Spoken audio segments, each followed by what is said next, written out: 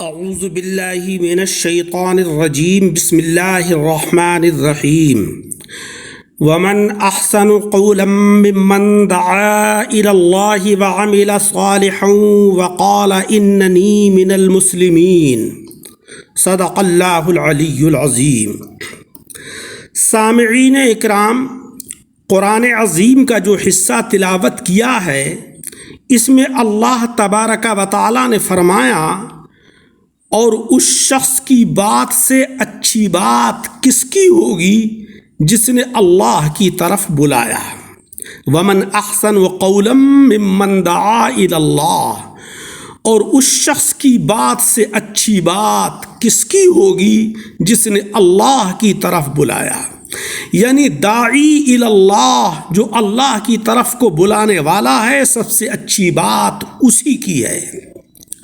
مبلغ کا اللہ تبارک و تعالیٰ کے نزدیک بڑا مقام ہے، اور یہ کام حضرات انبیاء کرام و رسول عظام، حضرات صحابہ کرام، حضرات اولیاء کرام، حضرات علماء عظام، ان سب حضرات کا یہی عمل رہا ہے کہ انہوں نے خود بھی عمل کیا اور اللہ کے بندوں کو اللہ کی طرف دعوت دی۔ وعمل صالحا، اور نیک عمل کیا، وقال اننی من المسلمین، اور کہا کہ میں مسلمان ہوں۔ تو اس آیت میں اللہ تبارک و تعالیٰ نے فرمایا کہ اس شخص سے اچھی بات تو کسی کی ہو ہی نہیں سکتی کہ جو اللہ کی طرف کو لوگوں کو بلائے، خود بھی نیک کام کرے اور یہ کہے کہ میں مسلمان ہوں۔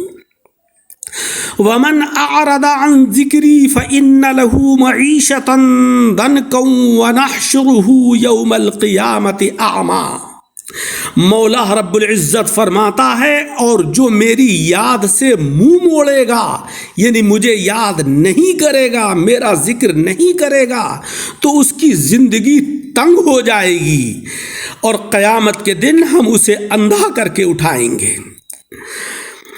زندگی تنگ ہو جائے گی، اس کا مطلب یہ ہے کہ اس کی جو زندگی کے مسائل ہیں وہ اس کے اوپر ایسے بوجھ بن کر اتریں گے کہ وہ ان سے پریشان ہوگا، راتوں دن کام کرے گا، مگر اس کے کام انجام پذیر نہیں ہوں گے، ختم نہیں ہوں گے۔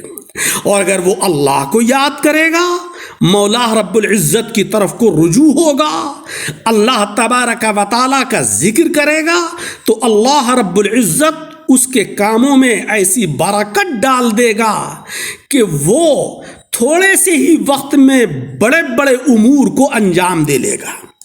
پیارے نبی جناب محمد مصطفیٰ صلی اللہ علیہ وسلم فرماتے ہیں، نیکی ہی عمر کو بڑھاتی ہے، اور تقدیر کو دعا کے علاوہ کوئی چیز نہیں ٹال سکتی، اور کبھی آدمی اپنے گناہ کی وجہ سے ملنے والے رزق سے محروم ہو جاتا ہے۔ اس حدیث پاک میں آپ کا یہ فرمان کہ نیکی ہی عمر کو بڑھاتی ہے، مطلب یہ ہے کہ انسان جب نیک کام کرتا ہے تو اللہ تبارک و تعالی اس کی عمر کے اندر برکت ڈال دیتا ہے، اور تقدیر کو دعا کے علاوہ کوئی چیز نہیں ٹال سکتی۔ تو تقدیر کی دو قسمیں ہیں، تقدیر معلق اور تقدیر مبرم۔ تقدیر مبرم کو تو نہیں ٹالا جا سکتا، لیکن تقدیر معلق کو جب انسان اللہ سے دعائیں کرتا ہے، اللہ کو راضی اور خوش کرتا ہے، تو مولا تبارک و تعالیٰ اس تقدیر معلق کے اندر تبدیلی فرما دیتا ہے۔ اور آپ کا یہ فرمان کہ کبھی آدمی اپنے گناہ کی وجہ سے ملنے والے رزق سے محروم ہو جاتا ہے، اور یہ حقیقت ہے، اگر انسان مادی رزق سے محروم ہوتا ہے تو اس کی مادی اور جسمانی ترقی رک جاتی ہے، اور اگر روحانی رزق سے محروم ہوتا ہے تو اس کی روحانی اور دینی ترقی رک جاتی ہے۔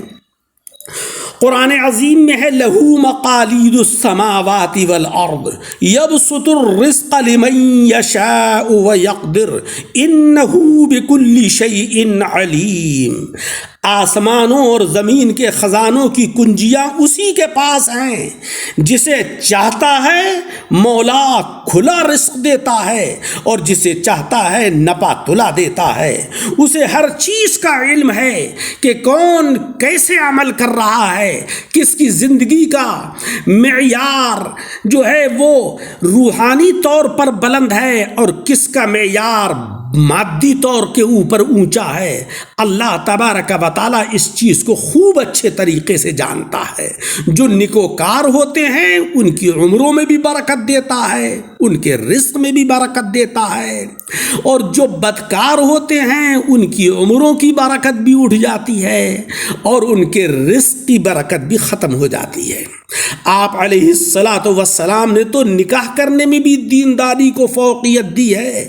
فرماتے ہیں کہ تم عورتوں سے صرف ان کے حسن و جمال کی وجہ سے شادی نہ کرو، کیونکہ حسن و جمال ختم ہونے والا ہے، وہ فانی ہے، اور نہ ہی ان کی مالداری کی وجہ سے شادی کرو.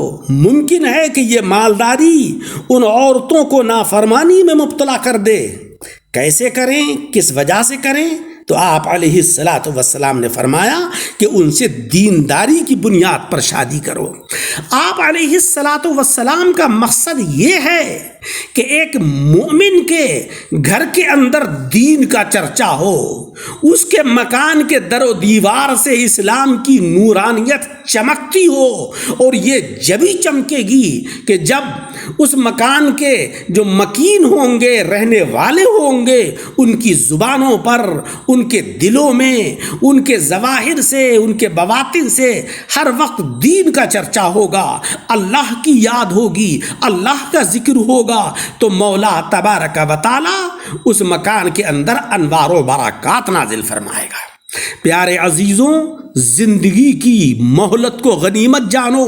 جتنی بھی مہلت ہے، خواہ وہ 20 سال ہوں، 40 سال ہوں، 50 سال ہوں، اس کو بہت غنیمت جانو.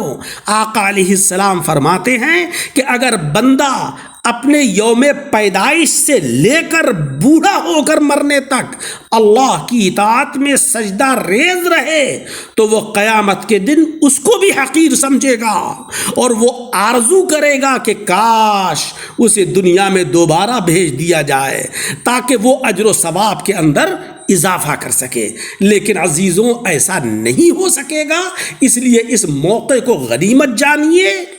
دنیا اور مافیہا کے ساتھ ساتھ اپنے اندر دینداری بھی پیدا کیجئے، اللہ اور اس کے رسول کی اطاعت کیجئے.